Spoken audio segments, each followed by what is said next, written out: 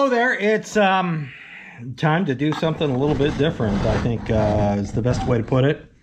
Had an issue on the 1996 Bronco recently, and just a quick nutshell of how to go through this.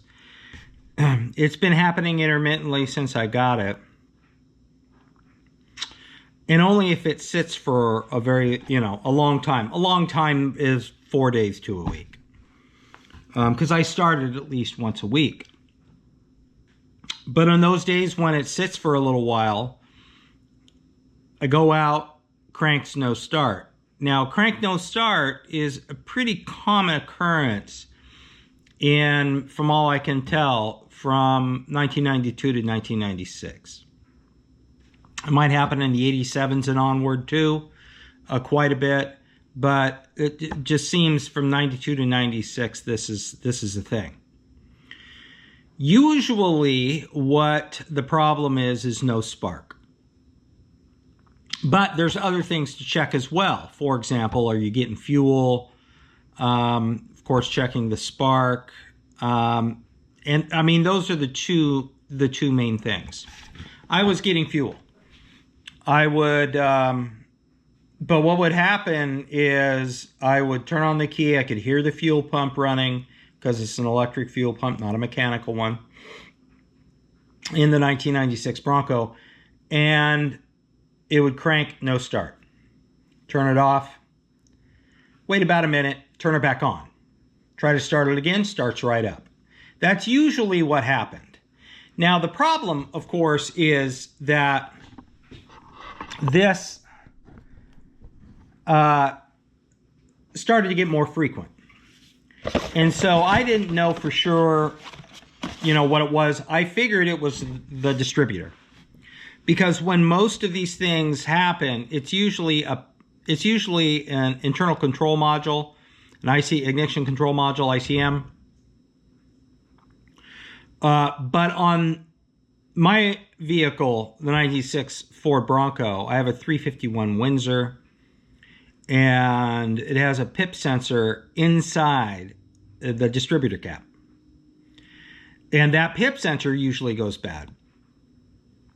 And it produces exactly the kinds of conditions that many people face. Usually it's consistent though, no start. But if it's starting to go bad, there are some people who've said that they'll start it, it'll run fine, they'll stop. They'll go out and try and start it again, it won't start. I never had that problem. It always started, if it started and I went somewhere, it started again. So the first thing I did was I checked fuel. If you go back and look, I replaced the fuel filter in one of my last videos. In that video, I did note that the fuel was very difficult to blow through the old one. It had been on there since it was original. I'm pretty sure. So I know I was getting fuel, and I further know I was getting fuel not just because the pump ran, then I could hear it before I started it, before I turned it over, but because I went up to the fuel rail on top of the engine where the injectors are, and I got fuel coming out of the bleed valve. So fuel, no problem. Could have been a problem with the injectors themselves, but I didn't do anything with that because I figured they were okay. This is an intermittent problem, so it suggested to me spark. So what I did is I got a test light, the one with the alligator clip on the lead. I hooked one up to the positive side of the terminal on the battery. The next one, I did the probe on the right side of the coil connector. The little plug that goes in the coil. And that's supposed to blink on and off as you crank it over. It did. So at that point, it's either the coil or something else. So I thought, you know what? It was just a hunch. I always keep spare parts. I encourage you to do that too. And I thought, you know what? I changed the spark plugs on this. I've changed all the wires when I first got it months ago. I never did check the rotor, the cap and rotor.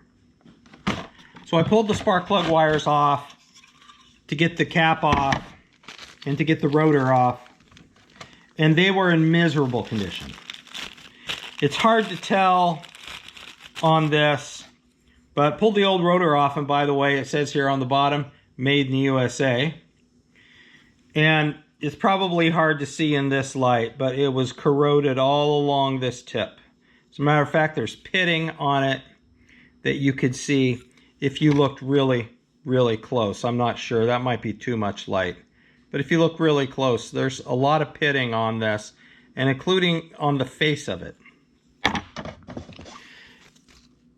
Inside the rotor, the distributor cap itself, all inside here, it's pretty corroded. Remember, I could flake off material. Some dark material, some white material, but it was pretty corroded on the inside. I don't know if this is original. It looks like a Ford cap, but you know, it's really hard to say because there's no identifying markers on this. I didn't find any arcing between any of the insides here. There's no carbon track inside of it. But anyway, so I got these. The cap and rotor. Rotor is E6TZ 12200-F. Made in the USA. I recently got this. For the cap, the number is E6TZ 12106-A. Made in Mexico. So I just thought I would try it out and see what happens. I changed it. Lost my old rotor. I changed it out, put the new ones on, cranked it over. She fired up. Right away, it fired up. Now, I'm not convinced that this is the reason for the intermittent on start. Could be, but usually the problem with these is a issue with the pip sensor inside the distributor itself. There's two things to do if that's the problem. The first thing to do is you pull it out, get a new sensor. The pip sensor is also like a camshaft sensor inside the distributor. It's very difficult to remove. You have to press the gear off the distributor itself, remove the whole shaft, disassemble it, press the gear back on, put the new pip sensor in, press it all back together again. It's very intensive and kind of hard to do if you don't have a bearing splitter and whatnot to press it off. It could be done, of course. Another way to do it is just get a new distributor. Now, in some way, I mean, they're cheap. They're 60, 70, 80 bucks. You could get a really expensive one too if you wanted to. But, you know, basically stock ones, which they don't sell Ford ones anymore, are, aftermarket. You know, you're spending 60 to 100, let's say. Not counting shipping. But there's a problem with these. I have your 351 Windsor in the 1996 Bronco, and there's two types of gears that run in the distributor. So I would have an extra distributor on hand, but I knew that there were two different types of gears on the distributor, and it's very important that you get the right one. The first one is a cast iron gear at the bottom of the distributor that syncs up or links up with the camshaft. And the second one is a steel distributor gear that links up with the camshaft. You can't interchange either one of those because steel is harder than cast iron. If you link up a cast iron gear with a cast iron camshaft, it'll destroy the camshaft and then catastrophic engine failure, potentially. I mean, you really have to get this right. Same the other way around. Put a steel in, or put a cast iron one on a steel camshaft. You're going to destroy the distributor. There's going to be metal floating around everywhere inside your engine, and you could have tappet failure. I mean, it'd be catastrophic. The engine would be destroyed. High likelihood. So what do? In 1996, so let me back up just a minute. Why 2 gears in the Fords in the 90s? As near as I can tell, 92 to 96. And the reason for that is because of the differences between the flat tappet cams and rollers. I think I've narrowed it down to a steel gear that is in mind, because in 1996, Ford rolled out the 351 Windsors, nothing but roller cams. And all roller cams take a steel gear. All flat tappet cams take the cast iron gear. Cast iron distributor and a steel distributor in 1996. From what I understand, on all 351 modified engines had roller cams, especially if they were EFI, and mine is. So this could still be that problem. Is it possible that when I put this on, I jiggled something around in there and the pip woke up somehow? Maybe. But I'm not convinced that it was just merely the cap and rotor.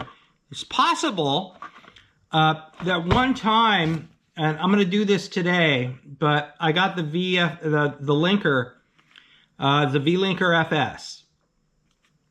This is a Bluetooth hookup, OBD, and I run it off 4Scan, so I use my iPad. It connects to it via Bluetooth, and it's an amazing tool.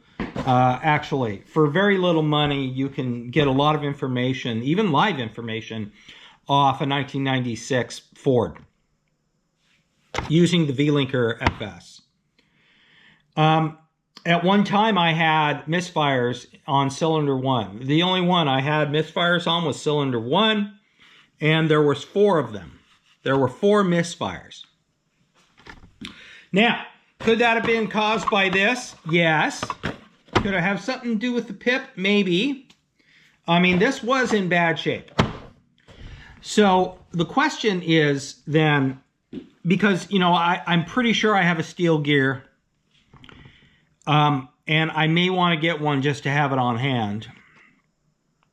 And then if I do get it and it is a steel gear, then I will see what I could do to salvage the old one and rebuild it and have a spare. I would encourage everyone to do that sort of thing.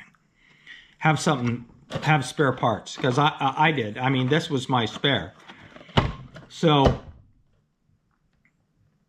now if I get a new distributor, I may have another cap and rotor that come with it. But I wanted this just because, these are easy things to change, especially on a vehicle you buy that's still running, that hasn't been really maintained a lot. It sat for a while, the Bronco did. So, it's only got 148,000 miles on it. So I'm the 3rd owner.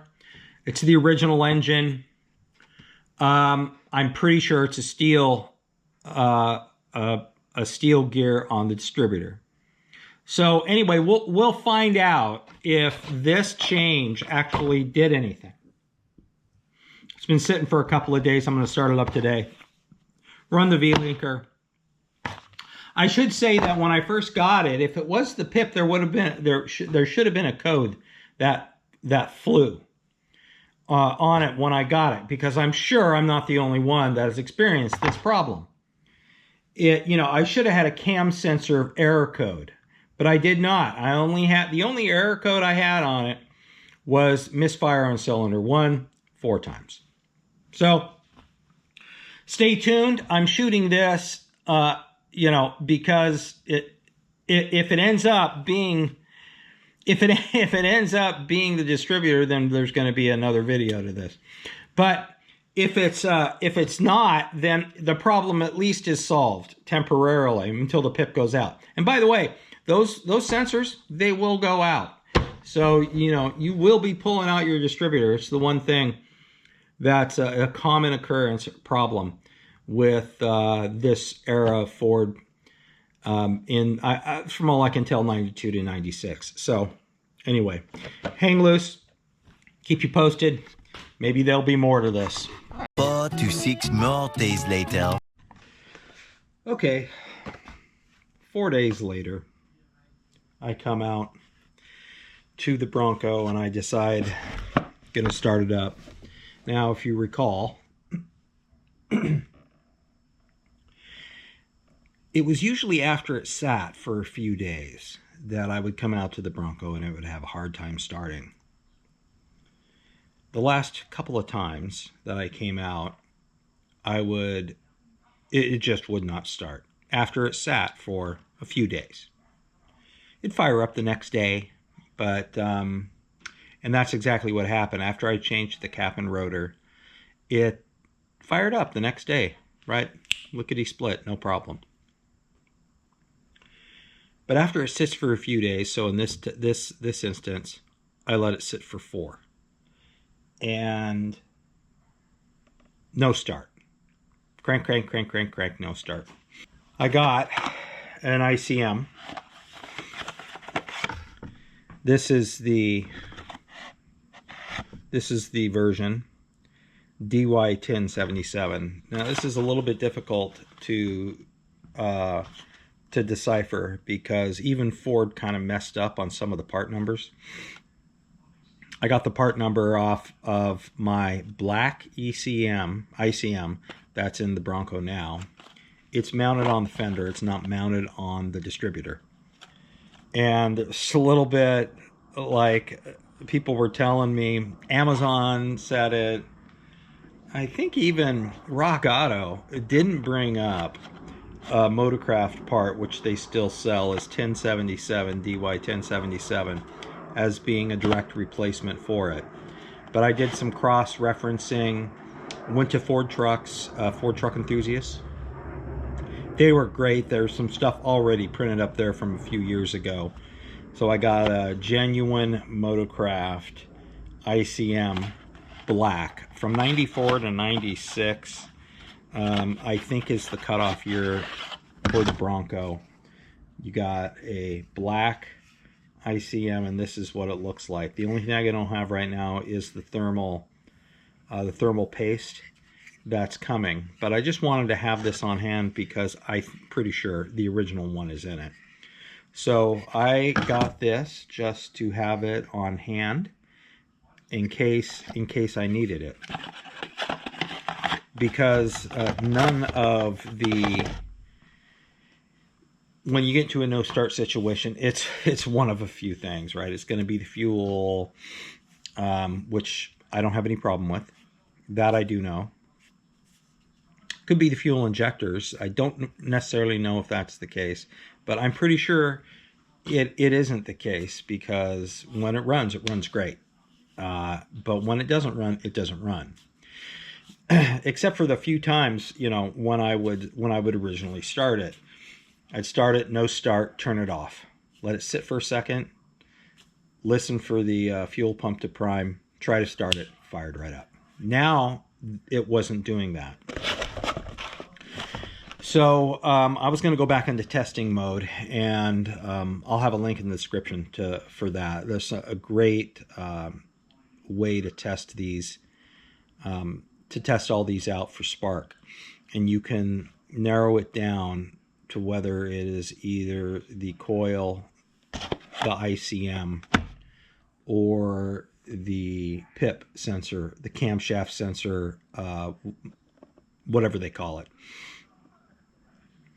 I didn't do that. I just went, you know, I didn't have any parts on hand. I didn't have what I needed to start checking spark. And I need an HEI plug to check spark for these things. They're wonderful. I'm going to order one. So but the only thing I did have on hand was a spare coil. So I got a coil, which is, I'm not sure where it's made here. It doesn't say. It usually says on the box where this is made. And I'm pretty good about telling you guys where it's made. Made in Poland. So this Motocraft part is right here. Made in Poland. I'll be doggone. That's just fabulous. Where's the module made for the ICM? The ICM is made in USA. This one's made in the USA. Man, that's good. But anyway, it's made in Poland. So anyway, this is the original coil. And I thought, I'm just gonna, I basically have decided that I'm gonna replace as much of the ignition system as I can. And so I had a spare coil. And I pulled this coil off. Now, this is the tell, somewhat of a tell anyway, that it could be a problem. The part number on this is E73F-12029-AB. Now, if you know anything about the way Ford runs their part numbers, the E is 1980s, the 7 is 1987. This is the original coil. It's been sitting on the car for almost 30 years. It's never been changed. Now, was there any telltale sign here that this is a problem? I don't know. I'm not seeing any cracks in it. I'm not sure if there's anything leaking. Got some kind of rust and stuff maybe going in back here on it, but it's 1987. And I went, I'm going to change out everything anyway, I decided. I know, I want to find out what the part is failing, but I thought, I'm just going to try it, okay? Not the best thing to do. I'm not really throwing parts at it to fix it. I just decided I'm going to go ahead and change out the ignition with what I have. And so that is what I did. So I put a new coil on the Bronco. That's all I did. I didn't mess with this distributor cap. I didn't mess with the ICM. I didn't open it up and mess with the pip. Nothing. I just simply changed this out and got in the Bronco. And it fired right up. Now, you remember last time when I changed the distributor cap and rotor, I said I'm not really sure that was the problem. It just seemed too easy to me, and it too intermittent of a deal. So I changed this out. Bronco starts up immediately, runs great. I did not put forescan on it to see if I had any misfires. I'll do that later. I'm going to be off to the homestead this week, so I'm not going to check it out. I'm going to let it sit again. I have the thermal paste coming for this. I also have a pip sensor coming. I contemplated that if I needed to, I would change out the entire distributor. Hey, it's easy. Easy to do. Just get the right gear, put the new one in, and you're good to go. But I don't have that. So I pretty much have been hemming and hawing about it for weeks. And I've decided that what I will do is I will replace the pip sensor. And because I know that my distributor in there is an original distributor, and I know the gears mesh up, that I will be able to have no issue in terms of being worried about the gear on a new distributor. So anyway, right now I got a pip sensor coming, camshaft sensor, whatever it's called, for the distributor. I have an ICM, and if this wasn't the fix to it, then I'll move into testing whether it's the ICM or the pip.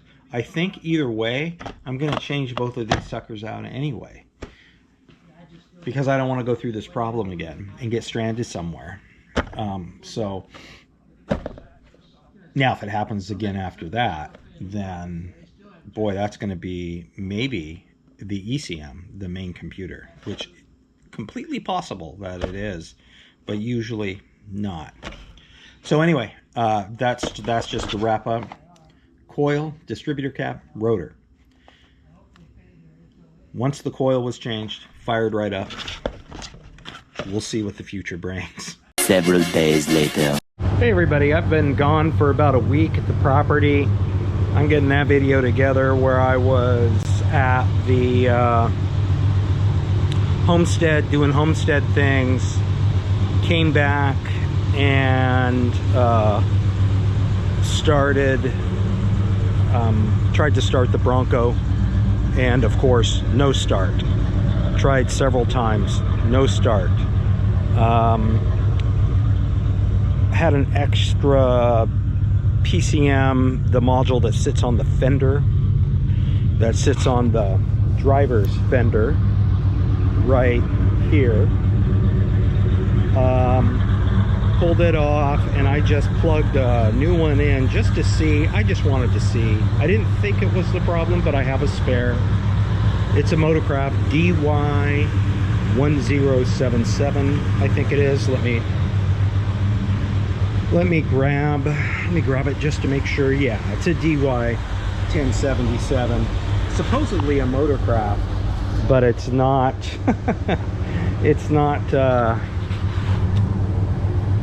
It's not stamped Motorcraft on the part, so I have no idea what the hell's going on with some of these parts these days.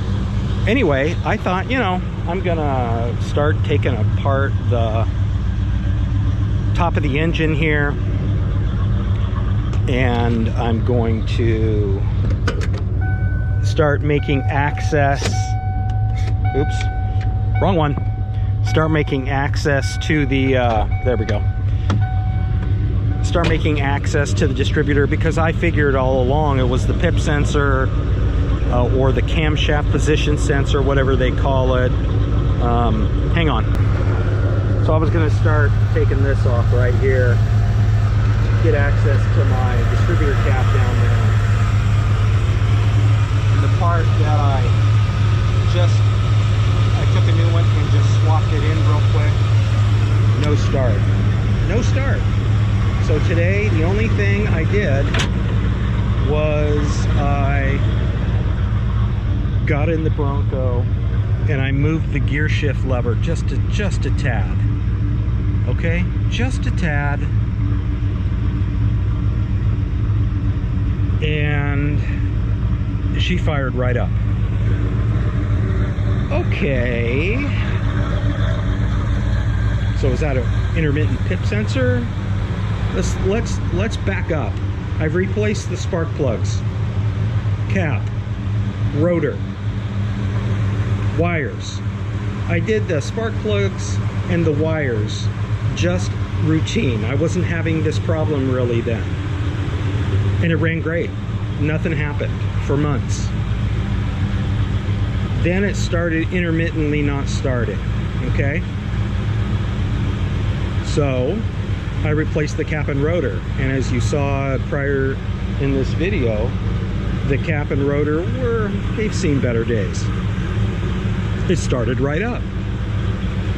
Then once again, go out, a few days later, no start.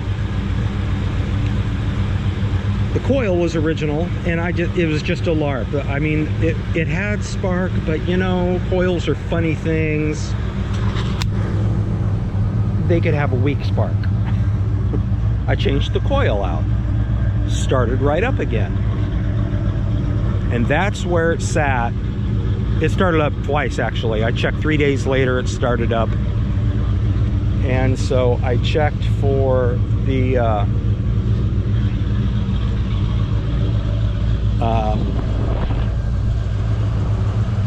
you know, just sort of looked over everything else, and everything looks fine. So this intermittent start thing is really getting to me. So here, now it could be the neutral position sensor, you might say. That's possible, but however, the neutral position sensor doesn't fire off unless it's in park or neutral. In other words, the starter will not crank. At least that's not supposed to crank. So maybe there's one other potential problem here. Could still be the pip sensor. Yeah, sure. I mean, it's been around a while. But could it be, let me see if I can see what I'm looking at here. Could it be this?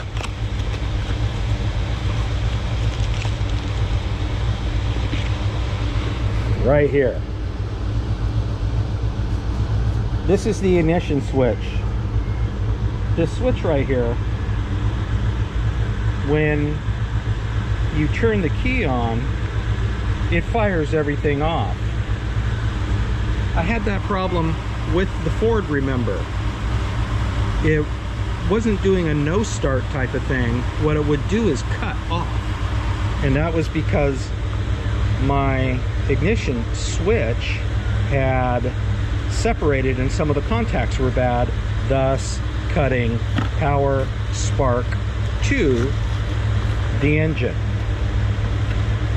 So could this be the problem? This is a Dorman, by the way. I'm not, I don't feel very confident about this.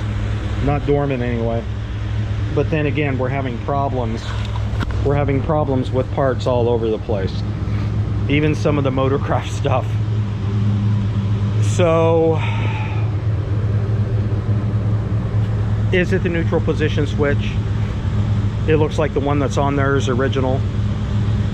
I'll probably get one just to have it on hand should I ever need it. They're not that expensive. It could be the ignition switch, which I just showed you, which sits on top of the steering column, which means I'd have to drop the steering column to change out that switch. Possibility. And it could be the pip sensor or the camshaft position sensor. So anyway, I'm befuddled. 4 to 6 weeks later. Well, hey everybody, I just thought I would give an update. It's been, I guess, 2 months, 3 months, something like that, since I talked about the Bronco no start. And it wasn't starting, and I just went out one day, and what I did is, I don't know if I really did anything different, to be honest with you. The last thing I did was I changed out the coil, and then it wouldn't start. Now, what I was doing is I was turning the key on and listening for the pump, and the pump would run, and then it would shut off, and then I'd try to start it. I don't know if that's part of the problem. Maybe there's an electrical grounding battery issue going on. But I came out and started it, and it started right up. I thought, well, this is, fucking weird. And then every day since then it started. Cold, hot, humid, dry. It's been running ever since. So I haven't done anything to it since then. It's possible if the coil was a problem, but the battery in there is, I don't know if you watch South Main Auto. That guy is just unfrickin' believable. The guy has way more talent than I could ever have in my pinky. And if you watch his channel for any amount of time, you're going to notice that a lot of the electrical issues he has are some of them are battery related. And every single one of those batteries is a diehard. Guess what I've got in the Bronco? I got a Die Hard. It's about 1 year old. It's quite possible there could be some funky crap going on there. But now that it's getting warmer out, it's just been crap here for off and on for months, and now spring has kind of arrived. I'm shooting this on March 3rd. What I'm gonna start doing is I haven't tried to put a load on the battery yet to see how it holds up. I've got one of those load testers. But the first thing I'm gonna do is probably just check all the grounds that I can find. Most of the ones inside the engine compartment. I think there's 1, 2. I know at least there's 2, but I think there's a couple more. One might even be to the engine. There might be 3 or 4. I'll have to look at the EVTM. If the EVTM has it on there, I'll check it out and clean. Anyway, so long story short, to clean those up. But I've had battery issues before with like the Harley, and it does funky shit. I mean, it can be just sort of charged and maybe turn it over, but it messes with things if it's not correct. And I've seen South Main Auto have some similar type of problems with that. So if I don't know that the battery's an issue actually, but electrical issues are like gremlins to me. They haunt around. So anyway, I just wanted everybody to know and have an update, because I started shooting this no start issue a long time ago, and mysteriously it has seemed to correct itself, but I'm still a little skittish, I'm not gonna lie. So anyway, hang loose. I hope some of that was helpful, but I know really it was kind of a dead end. So I don't know that there's much really to teach, really, what might be wrong until we get further down the road. So anyway, at least you have this kind of long video that kind of led to nowhere, but there were some things that definitely I think were wrong. I do believe the coil was an issue, and the ICM is working fine. I have an extra ICM, as you know. I have not pulled the distributor, but I decided that when and if the pip sensor goes inside the distributor, I'm going to pull the distributor and rebuild it. Part of the reason for that is because, I thought about getting a new one, but the gear has meshed with the cam, and, I kind of don't want to mess that up. So, that's probably what I'll do should I have to revisit this down the road. But I would say that somewhere in my future, near future, is going to be getting a battery, and I'm probably going to get a Napa. I get Napa stuff whenever I can, especially on batteries. I've had very bad luck with everything else. But the Napa Legend is pretty good, and I hear a lot of people going over to the AAAs at Napa and had great success. So, either one of those. And of course, batteries are expensive these days. So, it's one of those things I'm going to have to kind of save up for. But anyway, hang loose. We'll catch you on the next one.